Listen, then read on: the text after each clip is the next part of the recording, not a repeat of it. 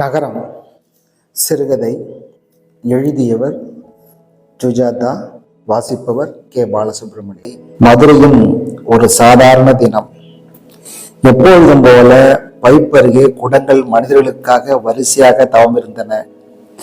சின்ன பையன்கள் டெட்டானஸ் கவலையின்றி மண்ணில் விளையாடி கொண்டிருந்தார்கள். பாண்டியன் போக்குவரத்து கழக பஸ்கள் தேசியம் கலந்த டீசல் புகையை பரப்பிக் கொண்டிருந்தன. விரைப்பான கால்ச்சராய் சட்டை அணிந்த புரோட்டீன் போதாத போலீஸ்காரர்கள் இங்கிட்டும் அங்கிட்டும் செல்லும் வாகன மானிட போக்குவரத்தை கட்டுப்படுத்தி கொண்டிருந்தார்கள். நகரின் மனித இயக்கம் ஒருவித பிரவுனின் இயக்கம் போல இருந்தது. கதர்ச்சட்டை அணிந்த மெல்லிய அதிகம் நீளமில்லாத ஊர்வலம் ஒன்று சாலையின் இடப்புறத்தில் அரசாங்கத்தின் விலைவாசி உயர்வுக்காக திட்டிக்கொண்டே போனது. செருப்பில்லாத டப்பாக்கட்டு ஜனங்கள், மீனாட்சி கோயிலின் ஸ்தம்பித்த கோபுரங்கள், வற்றிய வைகை பாலம். மதுரை. நம் கதை இந்த நகரத்துக்கு இன்று வந்திருக்கும் ஒரு பெண்ணை பற்றியது. வள்ளியம்மாள் தன் மகள் பாப்பாத்தியுடன் மதுரை பெரியாஸ்பத்திரியில் ஓபி டிபார்ட்மெண்டில் காரிடாரில் காத்திருக்கிறார். முதல் தினம் பாப்பாத்திக்கு சுரம். கிராம பிரைமரி ஹெல்த் சென்டரில் காட்டியதில் அந்த டாக்டர் பயங்காட்டி விட்டார். உடனே பெரிய ஆஸ்பத்திரிக்கு எடுத்துட்டு போ என்றார். அதிகாலை பஸ் ஏறி பாப்பாத்தி ஸ்ட்ரக்சரில் கிடைக்கிறார். அவளை சூழ்ந்து 6 டாக்டர்கள் இருந்தார்கள். பாப்பாத்திக்கு 12 வயது இருக்கும். 2 மூக்கும் கொத்தப்பட்டு ஊழை கண்ணாடி கற்கள் ஆஸ்பத்திரி வெளிச்சத்தில் பளிச்சிட்டன. நெற்றியில் விபூதிக்கீற்று, மார்பு வரை போர்த்தப்பட்டு தெரிந்த கைகள் குச்சியாயிருந்தன. பாப்பாத்தி ஜுர தூக்கத்தில் இருந்தாள். வாய் திறந்திருந்தது. பெரிய டாக்டர் அவள் தலையை திருப்பி பார்த்தார். கண் இறப்பையை தூக்கி பார்த்தார். கன்னங்களை விரலால் அழுத்தி பார்த்தார். விரல்களால் மண்டையோட்டை உணர்ந்து பார்த்தார். பெரிய டாக்டர் மேல் நாட்டில் படித்தவர், போஸ்ட் கிராஜுவேட் வகுப்புகள் எடுப்பவர், ப்ரொஃபசர். அவர்கள் சுற்றிலும் இருந்தவர்கள் அவரின் டாக்டர் மாணவர்கள். Acute case meningitis, notice this. Valliammal புரியாத சம்பாஷணையோடு தன் மகளையே ஏக்கத்துடன் நோக்கி கொண்டிருந்தார். சுற்றிலும் இருந்தவர்கள் ஒவ்வொருவராக ஆப்தாமலாஸ்கோப்பின் மூலம் அந்த பெண்ணின் கண்ணுக்குள்ளே பார்த்தார்கள். டார்ச் அடித்து விழிகள் நகர்கின்றனவா என்று சோதித்தார்கள். குறிப்புகள் எடுத்துக்கொண்டார்கள். பெரிய டாக்டர், இவளை அட்மிட் பண்ண சொல்லுங்க என்றார். வள்ளியம்மாள் அவர்கள் முகங்களை மாறி மாறி பார்த்து அவர்கள் ஒருவர், பாருமா, இந்த பொண்ணை உடனே ஆஸ்பத்திரியில சேர்க்கணுமா? சரி, சீட்டு எங்க? வள்ளியம்மாளிடம் சீட்டு இல்லை. சரி, அவர் கொடுப்பாரு, நீ வாயா இப்படி பெரியவர. வள்ளியம்மாள் பெரிய டாக்டரை பார்த்து, ஐயா, குழந்தைக்கு சரியாயிடுங்களா? முதல்ல அட்மிட் பண்ணணும், நாங்க பாத்துக்கிறோம். டாக்டர் தனசேகரன், நானே இந்த கேஸை பாத்துக்கிறேன். சரி, தட் இஸ் இட், அட்மிட்டட். எனக்கு கிளாஸ் எடுக்கணும், போயிட்டு வர்றேன், வந்து பாக்குறேன். மற்றவர்கள் புடைசூழ அவர் மந்திரி போல கிளம்பி சென்றார்.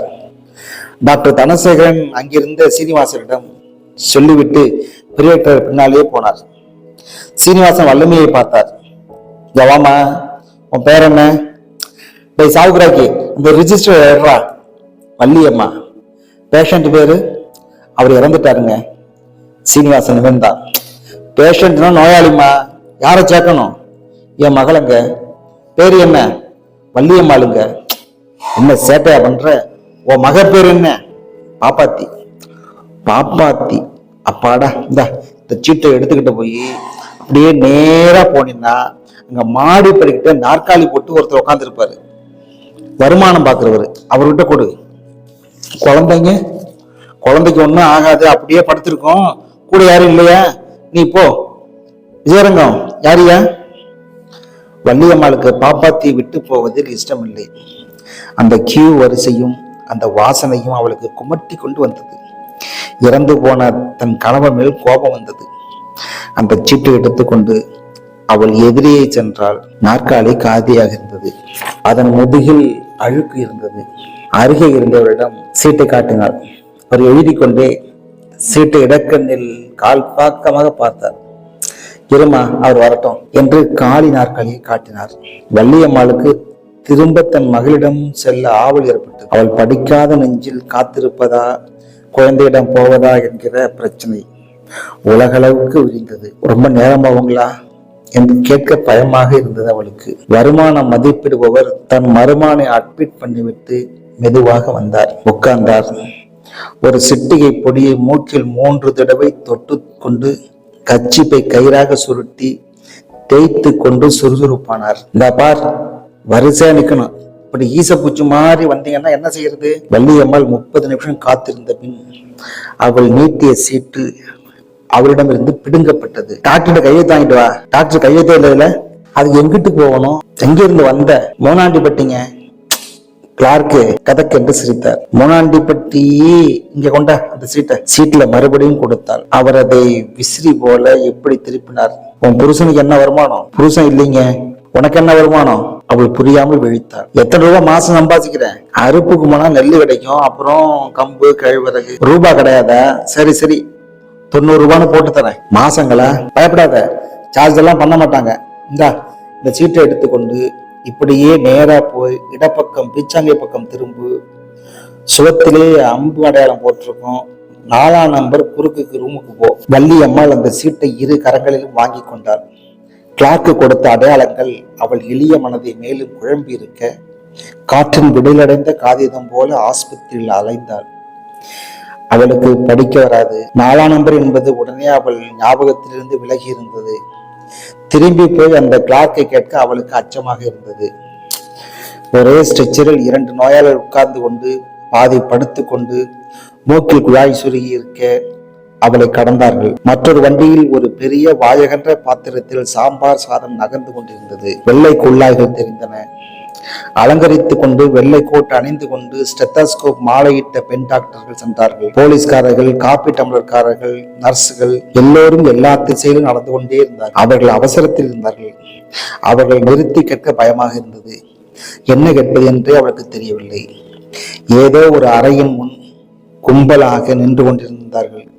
அங்கே ஒரு ஆள் அவள் சீட்டு போல பல பழுப்பு நிற சீட்டுகளை சேகரித்துக் கொண்டிருந்தான். அவன் கையில் தன் சீட்டை கொடுத்தாள். அதை அவன் கவனமில்லாமல் வாங்கி கொண்டான். வெளியே பெஞ்சில் எல்லோரும் காத்திருந்தார்கள்.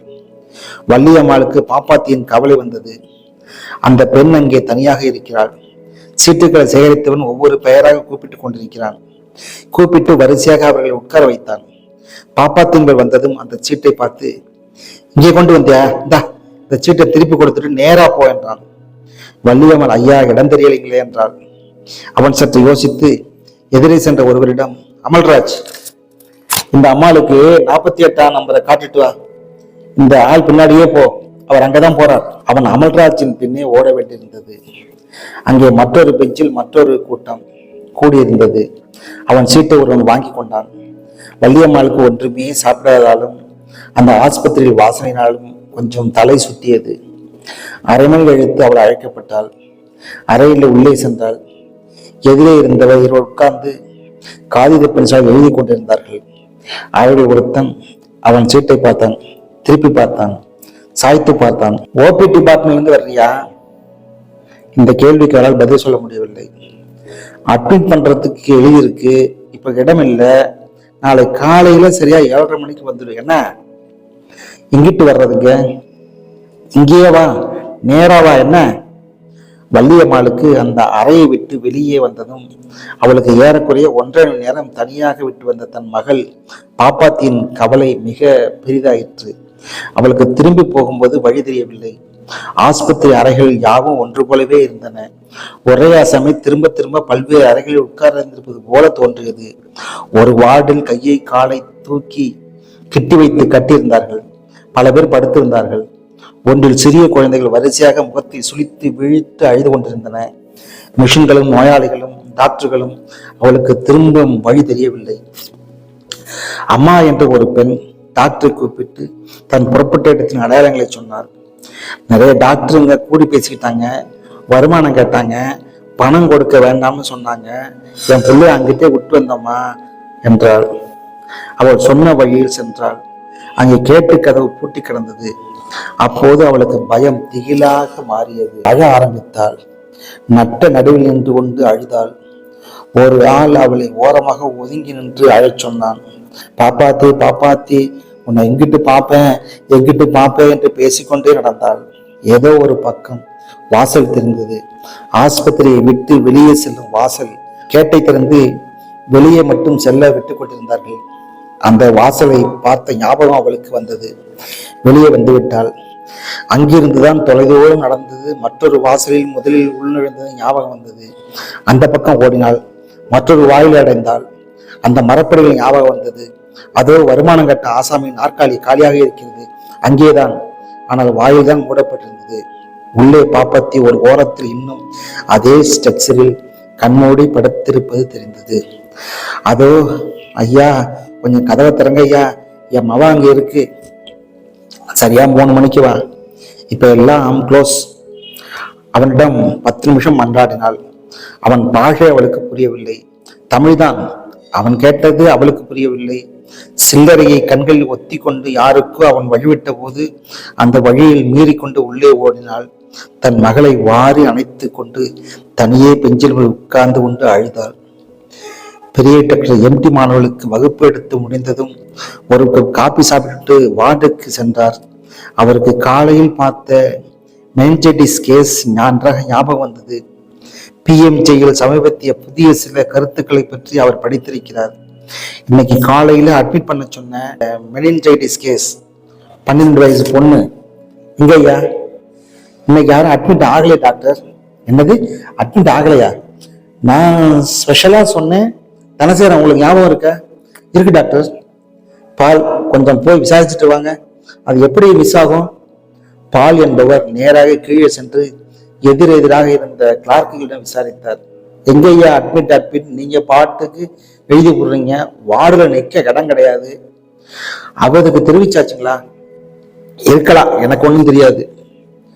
12 வயசு பொண்ணு ஒன்றும் நம்ம பக்கம் வரல. வேற யாராவது வந்திருந்தா கூட எல்லாரையும் நாளை காலையில 7:30 வர சொல்லிட்டேன். ராத்திரி 2-3 பெட்டு காலி ஆகுது. எமர்ஜென்சின்னா முன்னாலேயே சொல்லணும். இல்ல பெரியவருக்கு அதுல இன்ட்ரெஸ்ட் இருக்குன்னு ஒருத்தராவது சொல்லணும்.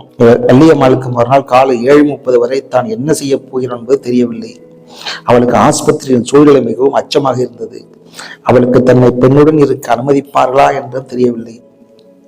வள்ளியம்மாள் யோசித்தாள். தன் மகள் பாப்பாத்தியை அள்ளி அணைத்து கொண்டு மார்பின் மேல் சாத்தி கொண்டு தலை தோளில் சாய கைகள் தொங்க ஆஸ்பத்திரியை விட்டு வெளியே வந்தாள்.